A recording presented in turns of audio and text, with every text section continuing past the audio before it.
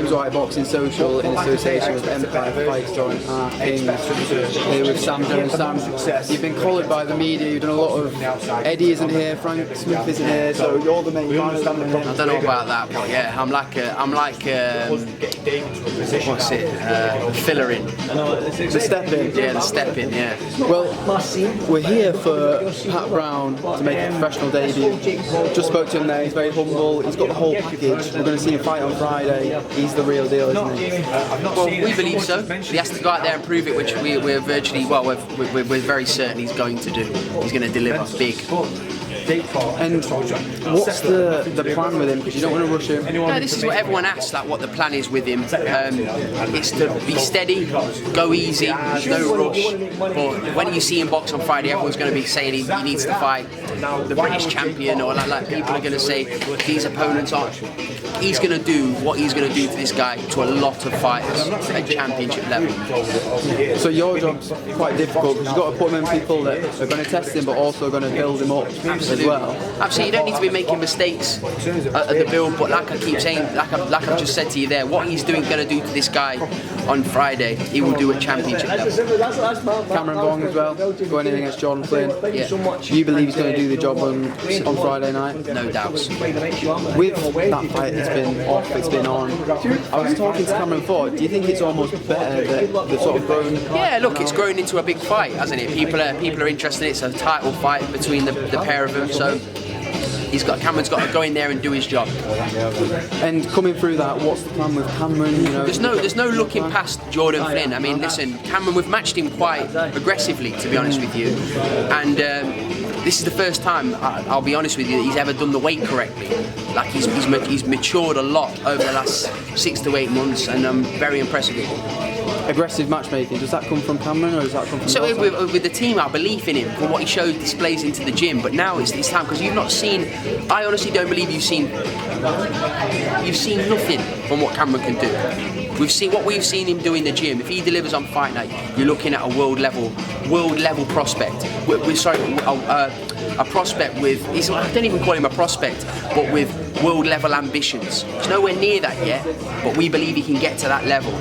He has to display what we see in the gym on Friday. If he does that, Cameron will light him up like a Christmas tree.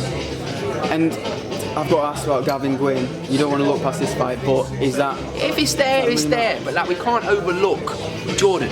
All that matters right now is Jordan. But if that fight's there, look at Cameron's CV. He's not going to duck anybody. Mm-hmm. And update on Jack Catterall. Cambos is his cut. Might not be able to fight Hitchens. Yeah, no, we're in talks to give Jack a big fight this summer. What about Harlan Eubank? Who's the preferred? No, listen. People have said, "Oh, Harlan Eubank," but then ultimately, it's a fight I believe the fans will be interested in. I mean, if that's Jack's one of those people, he will fight anyway. If I ring him, he's just going to say how much and when.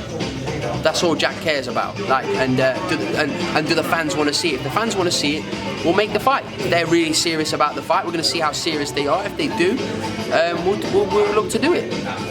And moving on to the big drama in the boxing world at the minute, Jake Paul versus Anthony Joshua. Heard you in a different interview there saying it's not a good fight. Yeah. Listen, it's not. If Jake, unless there's a clause in there where they kind of, it's an exhibition, but if it's a professional boxing match, I would be worried about Jake Paul's health, long-term health, if he fights Anthony Joshua.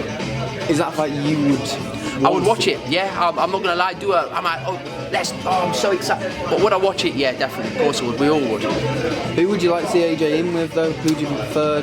Tyson Fury. It's the only fight I really want to see either of them in. I know Tyson's retired for now, but I would love to see that fight. Do you think that is possible? Yeah, I do. And Derek Chisora, mandatory for the IBF? Yeah, I don't think we're going to see him in with Daniel Dubois. I'd like to see Chisora go and fight someone like Francis Ngannou and sail off into the sunset afterwards. Perfect. Just tell the fans Friday night why should they tune in. It's a great card. There's some great fights. I mean, you look at the William Crawler fight. People will look at it and think, oh, it's a mismatch. It's not. It's a tough fight for Will Crawler in there. 2 really good punches in there. It's going to be a good ding dong. Taylor Bevan, really good prospect. He's looked really impressive in his early start. You've got Liam Taylor's opening the card, who, if he comes through this, he'll be fighting my guy Conor Walker. Then we've got who we got on the opening. We've got Conor Tudsbury, my guy, ferocious puncher who can dig with both hands. Moving on to Mark Dickinson, first title fight for him, English title against the all-action Reece Farnhill. Then we move on to Cameron Vuong against Jordan Flynn. Everyone's looking forward to that. And then Patrick the Bomber Brown, who is a serious puncher, animal in the ring. So yeah, tune in and watch it on DAZN on Friday night, not Saturday. Not Saturday. Well said. Appreciate that. That's what I'm saying.